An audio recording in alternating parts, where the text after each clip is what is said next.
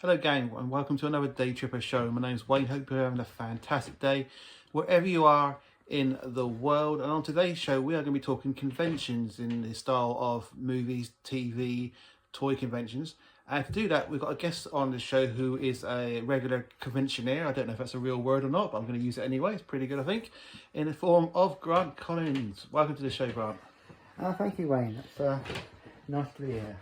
Now, I've got an idea of what happens at these conventions in the sense of what I hear sort of thing, but I've never actually been to one. So what, for people like myself who've never actually been, what is it all about? It's usually a gathering of fans, and there's all sorts going on. Most of the ones I've been to, there's been like stuff on display, there's stuff for sale, there's usually a selection of stars from various films, TV and other. And if you're into meeting them and at the same time getting a bargain, it's usually a worthwhile trip. And for me personally, the ones local have been easy, but I have gone further afield to ones purely because it's a one-off or it's one that I haven't been to before.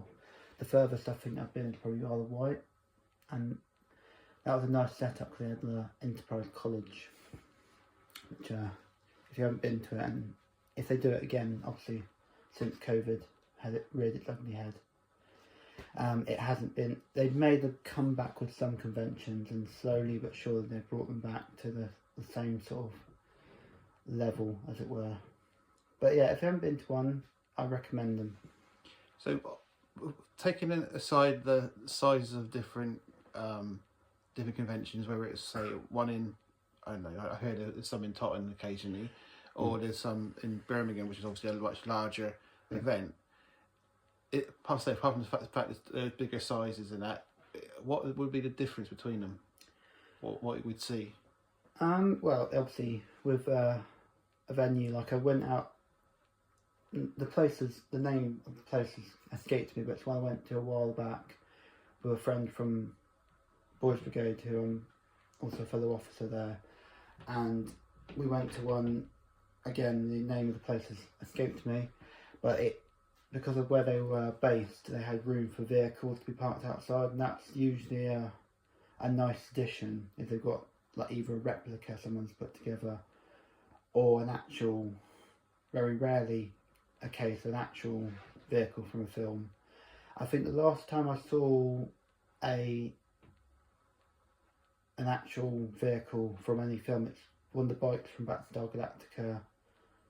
It's not the spin-off where they went to Earth and they had the time travel thing that they ended up scrapping because it didn't make sense. But most times at 10 it's a replica someone's made of their, to the best they can do. And I'll be honest, some of them I've seen are actually quite close to the ones out of the TV show, to all details. So depending on the venue, they sometimes have exhibits outside as well as inside. Now, when I've seen the various sort of TV shows or movies that have had the theme of a convention, a lot of the time people get dressed up. Is that a general thing people do, or is that a more sort of minority of fans that would do? I think it's down to pure choice. If you're really into a TV show or a film series, and you can do, like I've done with my hoodie I've worn today, the listeners can't see this, but Wayne can see it, and he'll give you his opinion on it, hopefully. But yeah, this is quite a simple thing that I've got here. It's just a hoodie I've made to look like a Starfleet uniform. But there are some people I've seen at conventions that have got, like, they obviously got the time and money to put this together. And I'm thinking, my jaw just drops when I see it. Like, how have you built that? And then obviously there are people who just go in casual gear. But I think it's purely choice and your dedication that depends on whether you choose to go in cosplay or not. That's what it's known as, by the way. I think cosplay, as far as I understand, it's basically becoming the character and basically being that character during the convention, and costuming is when you just dress up in a Starfleet uniform, for example. But it takes a lot of time. And I've only done one close cosplay, which is where I was dressed as Hawkeye, for a few conventions, which is one of the Avengers. And I enjoyed being in, the reason why I enjoyed the costume more because it was short sleeved. Because I don't function my own jackets indoors, especially if it's a jacket where I can't just take it off because I've got like things on the, like Hawkeye for example. I've got the quiver, the arrows on the back, and if I need to take the jacket off, that's gone as well. So yeah, it all depends on dedication and how committed you are to the whole thing. Also, the fact that obviously I know different venues, like I said before, is all different sizes and that they can be quite expensive to go to. Do you find, or reasonable? It varies. Sometimes if it's a big convention, like I've said, London Comic Con, which I hope to go to one day, it's a bit pricier because of the level and the number of that they have. They have vendors selling like things that you wouldn't normally be able to buy at smaller conventions, and it's usually the guests they get there. It's usually a wider range of films, TV and film stars. But the lower end, like the Tottenham ones, for example, it used to be Comic Cons. There's a series of them called DEF CON, and they did them each year, DEF CON 4, DEF CON 5 and so on. And I think the guys that ran the DEF CON conventions, I think there was a little bit of a switch around, and they ended DEF CON and they started to do new ones. And the group that were doing the ones in Tottenham, I think from what I heard, I can't really comment because I only get what I hear. So rumours. What they announced on Facebook, and they announced it, they ran the Southampton Comic Con, and from what I heard, it didn't go as planned, should we say. I think the stars backed out at the last minute, and I think the phrase I would use is too big for their boots, because they tried to run a huge convention after running the ones in Tottenham. So I didn't end up going because I had other things to deal with, but I don't mean to criticise them, but I'm kind of glad that I wasn't able to go. I mean, I'm sure it was just a minor thing that caused it all to go pear-shaped, but I wouldn't criticise them because I enjoyed the Tottenham ones because it was more their level, I should say. Does it feel like a bit more community sort of? I think it felt more. I mean, obviously, a bigger venue is better because you can get more vendors in, and then draw more people to go. But I think it's the case that they tried to take a bit of a bigger leap than they were able to. It'd be like me going one day to work and saying, I'm going to be in charge of stores now, and then finding out all stuff that Steve and Claire do that I don't know about in the job to keep the ball rolling. Yeah, it's like, yeah, I'm going back to distribution. I know what I'm doing. Fair enough. Now I know that you've met quite a few stars over the years. One I particularly I'm still a bit envious about, I must admit. Who is some of your favourites that you've met? Well, I don't think it's fair to say favourites. I mean, there's ones that I'm glad I got the chance to meet, and there are some that they happen to be there as a last minute change. But all the ones that I've met, film and TV stars, I've been glad to either meet. If fortunately it's not been like too much a queue, and they're happy to pose for photos quickly, and I'm really gutted actually because one photo I got back when, like, one of the rare occasions when my brother joined me at convention, and we got a group photo with all but I think it was the main four, without obviously minus Craig Charles that I've still yet to get a chance to meet. Mr. Red Dwarf. Yeah, and I'm gutted because the phone or camera I had it on, I don't know what happened to the photo. It's really annoying. Oh. But fortunately, in recent times, I've met them again, managed to get nicer photos with them. So how does that work? Do you literally like pay somebody for a picture for them to sign it before you got to them, or was it done there and then with that the actual person or their representative that's maybe right next to them? It works in many ways. One, they'll have photos with them of them in their character in, for example, Red Dwarf, and it'll be like maybe £5, £10, depending on the size of the photo. And the only time I've had to pay to have a photo with someone was when I met Peter Davison.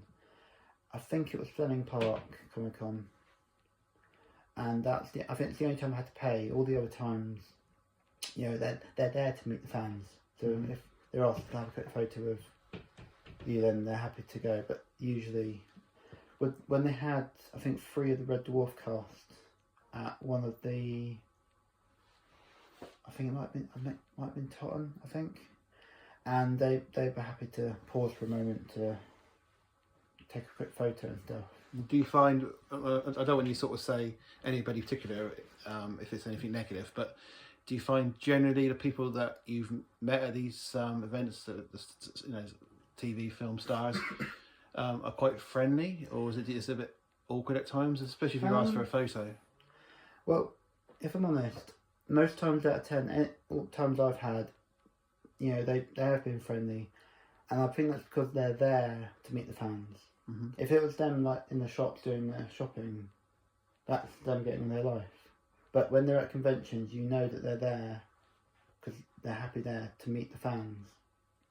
And I've never had anything like, you know, awkwardness or anything. They're usually quite friendly, and it's especially nice when you've seen them on TV, like, and then you got them there in person. It's really nice to complete that sort of circle, and it's quite a fulfilling moment to meet someone you've been watching on TV. And the fact that in like the recent Red Dwarf series, for example, they still look like they were done. They put the costume on. They like with Chris Barry, for example.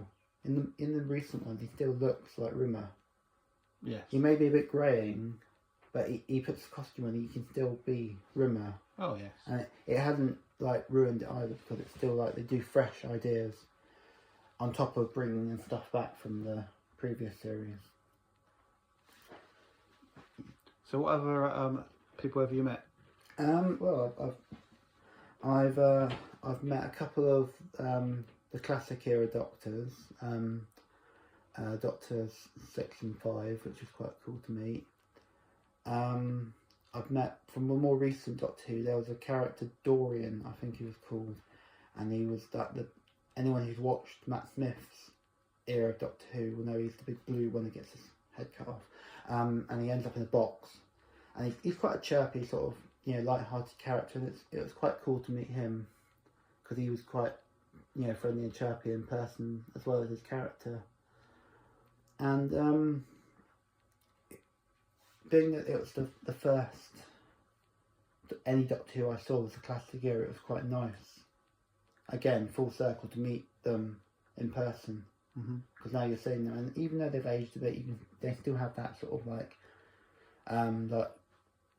grandeur of like, I'm meeting someone who's been on TV. Like, even if you meet someone who's just been on TV once, you think it's still quite cool, you know, to meet them. And a sort of like a link between my TV and music taste is I met one of the members of S Club 7, which is Hannah, and through her work on Primeval, which was the ITV's equivalent of Doctor Who, and I'll be honest, I've watched a couple of episodes of it, but I never really got into it. But obviously, music fan wise, it's someone from my favourite group.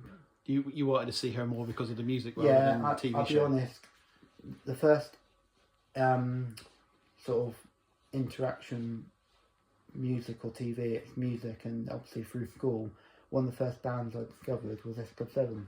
And I got the opportunity to get my a couple of album covers signed, and I got the poster. They did the best of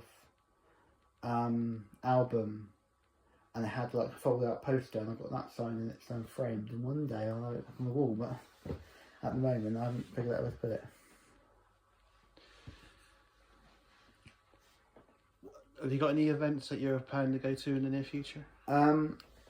Nothing springs to mind. I think there is probably a few coming up. Like, there's usually the regular ones in Totton, but that's more of a like a toy collector's fair. But they do occasionally have like props on display, and I don't know if they'll ever get back into how it used to be in Totton, where they had, you know, stars there to meet and get autographs from. But it's mostly a toy collector's fair. I can't off the top of my head think of any that I would definitely be going to, because obviously I haven't heard any announced yet. But yeah, when they come up, I usually try and share them out. So with the say when they come up, is there a case of these events where if you get in early, you get like cheaper tickets, or is it always the same price generally?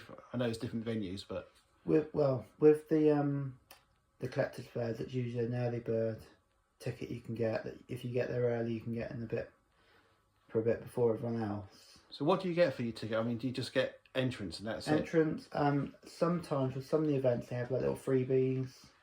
They give you it. That's usually limited to the first several, like maybe 100 people that get in. Mm-hmm. And then they'll have raffles and stuff on, which is quite cool. And then most times out of 10 you'll get a ticket for the raffle if they raffle on, and then you'll be up to buy other tickets as well. But yeah, mostly it's like a little keyring or something they give you that they've got spare, or usually a goodie bag or something. Of course, one of the people that you've met, and like I said earlier on, I'm still aiming this about, because I grew up listening to this guy as a voice actor in a popular puppet TV series called Thunderbirds. Yeah, I have had the honour of meeting the one, the only Shane Rimmer, voice of Scott Tracy, among other characters in other Jerry Anderson. You did other ones as well, did you? I believe he was in the pilot episode of UFO. He was one of the pilots on board the Seagull X-ray craft at the beginning. Oh, I've not seen that. And obviously I've seen him in other things, like with I'm trying to think now. He was in James Bond. I believe he was in, and the name of the show will come back to me in a second. Space Precinct, I believe he was in. Oh, he was in that, was I he? haven't watched it, but I've seen pictures and clips. But yeah, he's a very recognisable person, and his voice. Every time I hear Scott Tracy, I know. I think I've met the guy who does that voice. Because he was actually American, wasn't he? He was just an American accent. I can't remember. I think he might have been. I can't remember if he actually put an accent on, or he was actually American. So most of the characters he's done that I've seen, he's done an American accent. So I don't know if he actually does an American accent, or he's actually English. Or so. Speaking of accents, a little bit of trivia for you. You know, Carrie Fisher. Not personally, but when she was playing Princess Leia in the first film, the moment where she's confronted by Peter Cushing's Governor Tarkin, trying to get the location of the rebel base from her, when she changed her accent, it's because she was trying to emulate Cushing, because she one of her first jobs, let's be honest, and this was like film and TV royalty. Definitely. In the form of so she tried to speak a kind of posh. She tried to put on an English accent at first, and then I think she went to a just natural accent after that.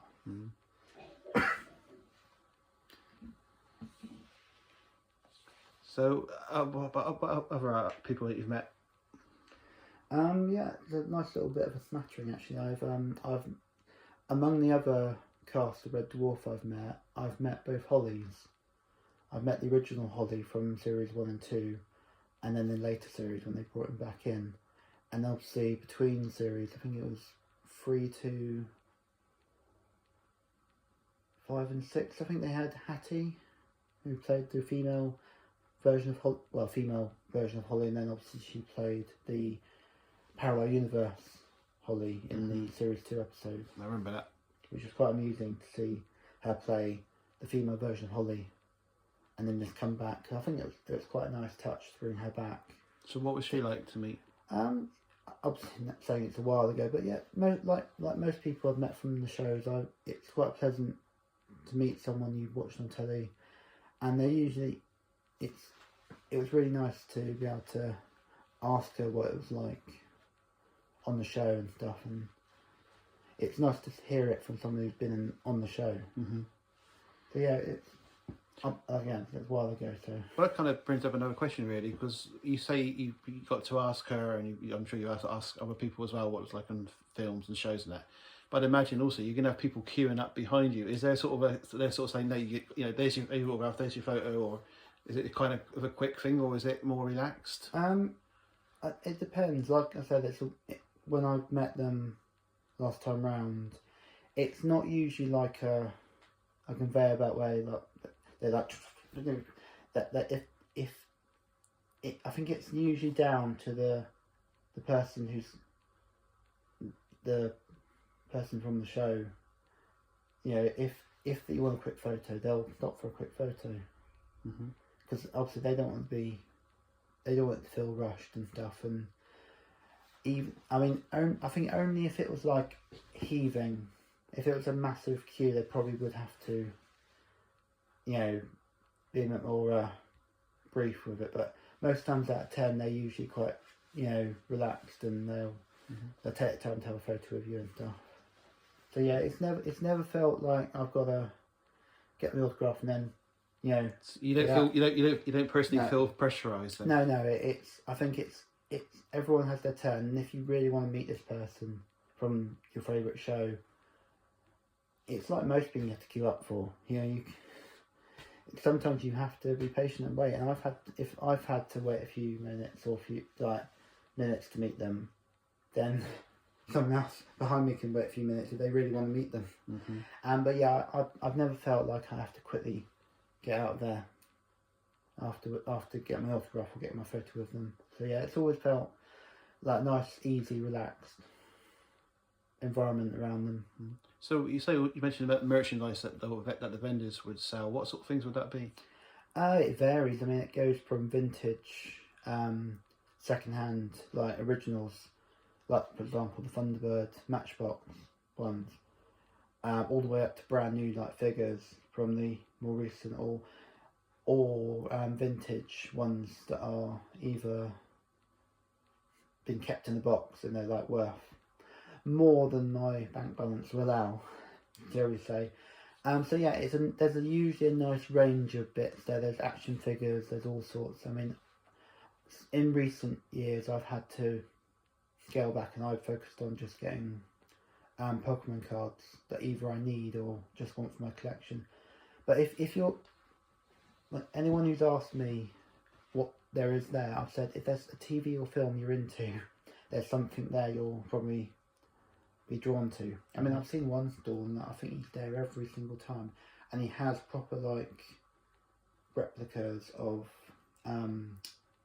badges from films and little figurines that have been ones that you'd have on display, and it's quite a nice range of. It's like it feels like a car boot sale, but obviously plus point indoors.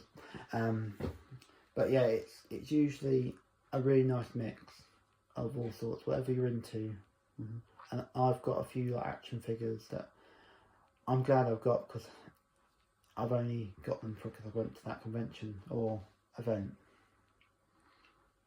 Right, let's kind of put you on the spot a little bit here. Right, I want to say about the negative and positive parts of going to conventions. So what would be the main negatives about your experiences at these places?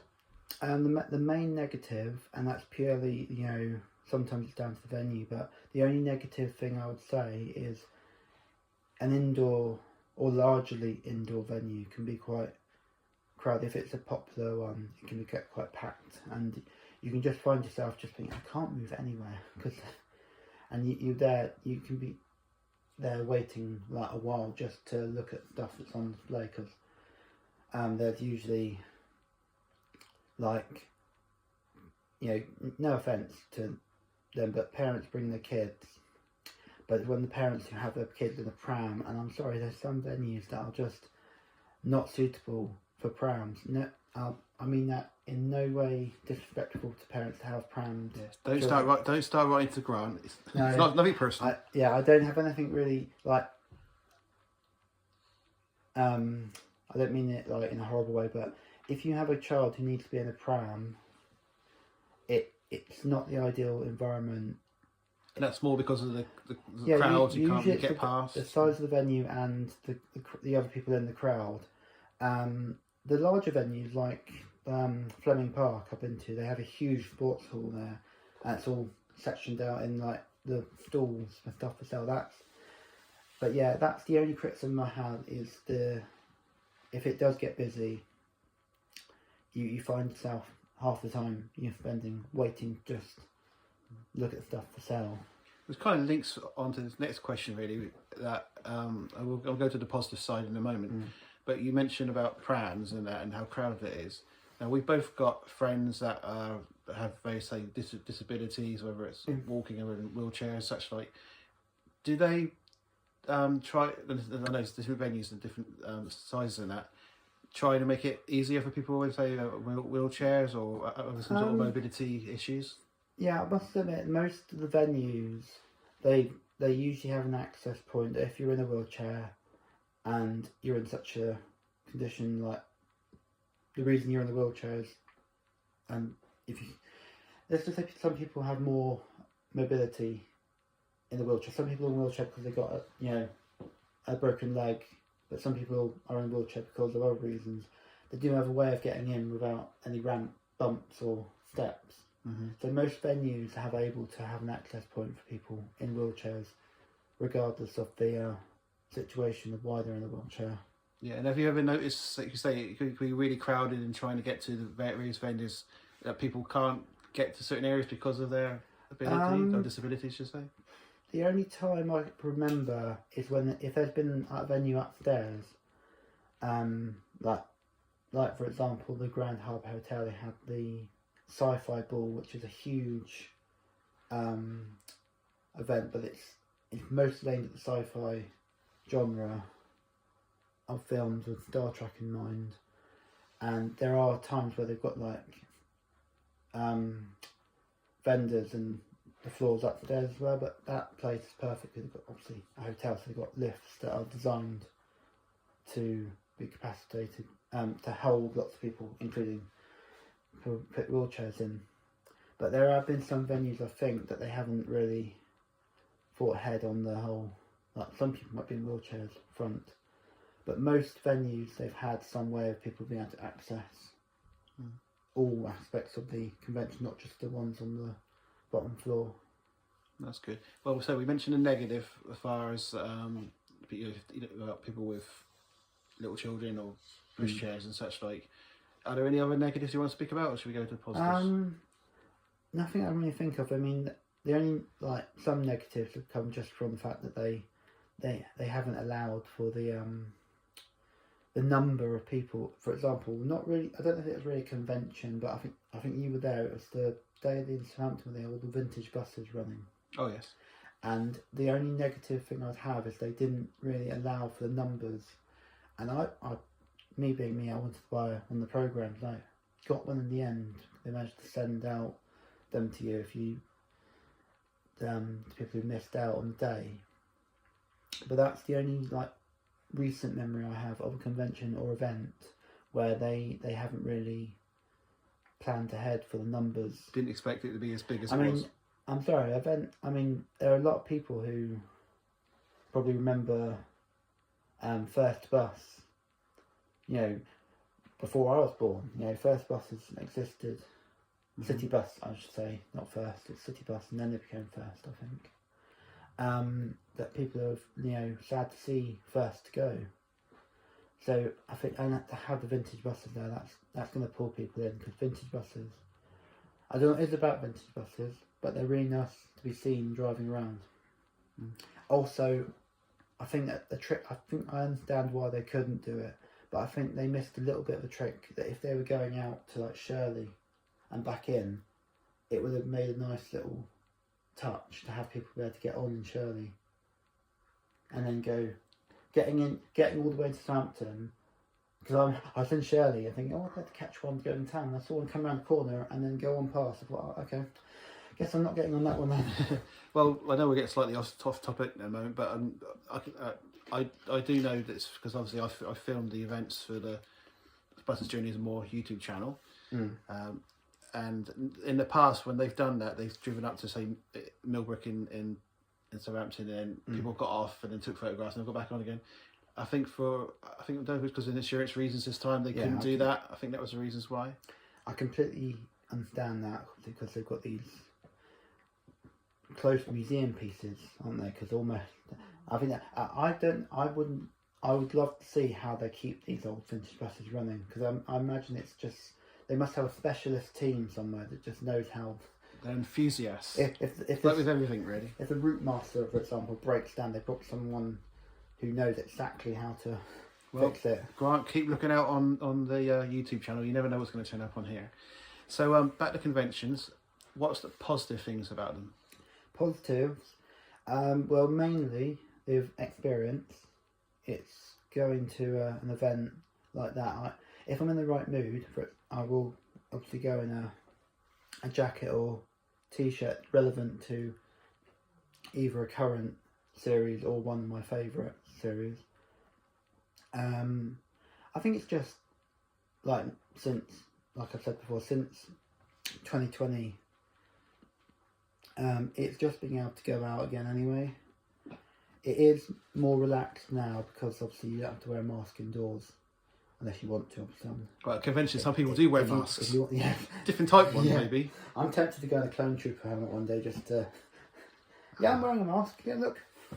But yeah, positive. Yeah, mostly the experience of going. I've made, you know, a few friends through going to conventions, and just being able to share interest in similar things like a certain TV or film series or a certain game series. I've still got people I bump into occasionally at the conventions that I've been to recently. But yeah, it's overall just the experience of going there and not knowing what you're gonna find there, because they normally have different. They'll have the regular traders there, but then they have like a rare occasion they'll have someone new. And is there sort of like a Q&A sort of thing with various people? With the like conventions I've been to, like for example the Sci-Fi Ball, they have a full like list, like range of ticket prices. You can pay just to go in, or you can pay and you get to go to like some like 1 year it was mainly Star Trek themed, and they had some cast members from Enterprise there. They had I can't remember his name, but the guy who played Tom Paris in Voyager there. It's funny, you're just like me. I know the character's name, but I don't always remember the actor's name. I can't remember the actual. I remember the character, but because I got the autograph of Connor Trinneer, who played. I think it's Connor Trinneer who played Trip Tucker in Enterprise. Because I got the program. I think you got it. You got a £5 price if you just got the program signed. But yeah, you can pay if you can afford to. You can pay to go in and have the full works, and this is like a VIP ticket. They have like you said, they have question and answer sessions with the stars and stuff. Or yeah, like me, you just pay to go in, and their stuff. That year they had some people have made replicas of the control panels from the Enterprise D, and the captain's chair, and there's a group called Riker's Beard, and they've just made all this stuff to the detail of the original original set props, and they've got the transporter thing set up with these panels to look like a transporter room, and on the floor they've got the mat, so they look like you're standing on the. That's quite cool. And now I've got to meet a guy in cosplay, and he was a spitting image of Patrick Stewart. Oh wow. Full like nemesis. Or was it really him? And you would pretend not to be him, pretend to be him. Yeah, it was quite cool because he was in the full nemesis cosplay, which was quite one of my favourite uniforms from the movies, which I think DS9 brought in, and then it went into the movies or vice versa. Yeah. It's one of the more like streamlined uniforms. Right. I mean, I've not been to a convention before, but I have one thing I think I could say that I can kind of go along with what you're saying here, is when I went to it was something to do with Star Wars, and it was at the O2 Arena. Was it O2 Arena? What was it called? I forget what it's called now. Millennium Dome. Millennium Dome. Which Whatever is it is. O2 Arena. Oh, well, I was right then. Yeah.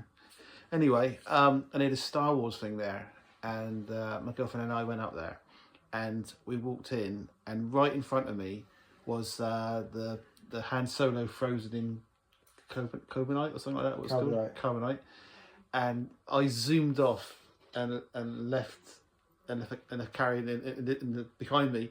And she said to me, she said, she just saw me zoom off and she said, you just turned into a 12-year-old.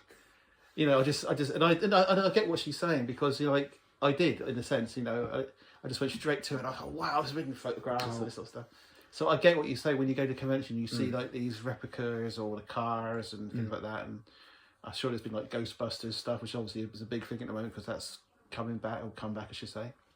Yeah, back when they did the proper conventions in Tottenham, they had like 3 different venues, and one year there was lots of cosplayers there. There was the a whole group dressed up as the Ghostbusters, but, you know, proper, like, they've gone to detail. You know, they spent the money. Yeah, they if I had the money and the time, I probably would do the same level. But most I've managed to do is buy a waistcoat and add stuff.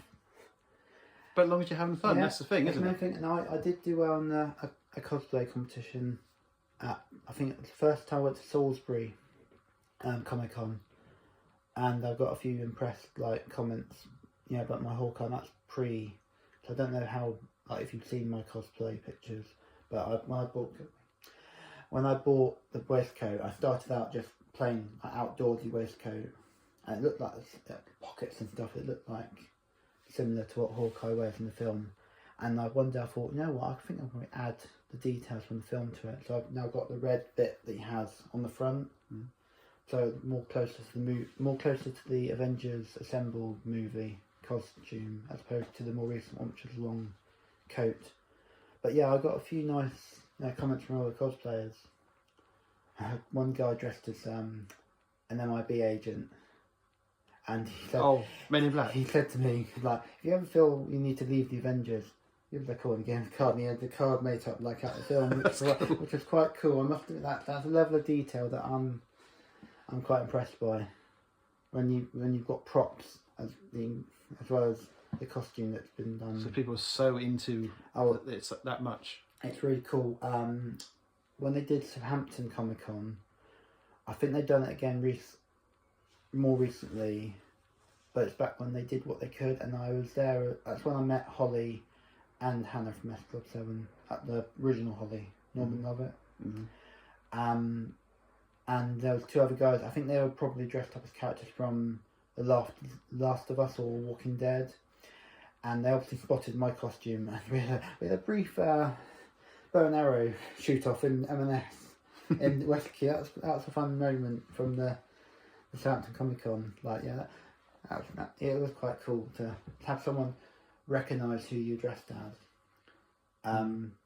Back when DEF CON was in its heyday, they ran it at the Oasis Academy, which at the time was down the road from where I lived. So I won the lottery on that day, because I thought, oh, it's down the road, I'm going to go both days. And I was there with my girlfriend at the time's little brother and her dad, and they were obviously meeting me there. And while we're waiting outside for them to arrive, I had a couple of kids walk past, and they go, "Oh, there's Hawkeye." I thought, that's the holy grail of cosplaying, is when someone recognises who you're dressed as. Yeah, that's pretty cool. It's quite a cool moment to have kids recognise who you're dressed as. Well, so we'll get towards the end of the show now, but before we finish, what would be your advice of people that wanting to go to these events, what to do? Well, I'll go on what I've learned over going to them. One thing I will say is some venues, they're a bit of they're close to local shops and stuff, but not all the time. So first things first, have a bit of cash on you, because some of them you'll be able to pay on card, but most times out of 10 it'll be cash to pay for entry and stuff, and most of the vendors will be working on cash only.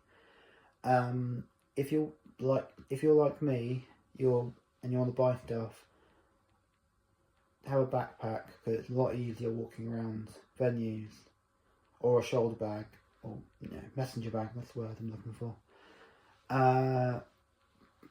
Go prepared jacket wise, because obviously weather is unpredictable, but make sure you wear a light jacket or coat that you can fold away, because it's much easier working around these venues if you can just put stuff in your bag out the way. That's all I can think of, really. I mean, just usual go prepared things. I mean, do anything that you would do if you're going out for the day somewhere. That's my advice. That sounds good advice. Well, thanks very much, Grant, for taking the time and joining me on the show today, whatever it is for everybody.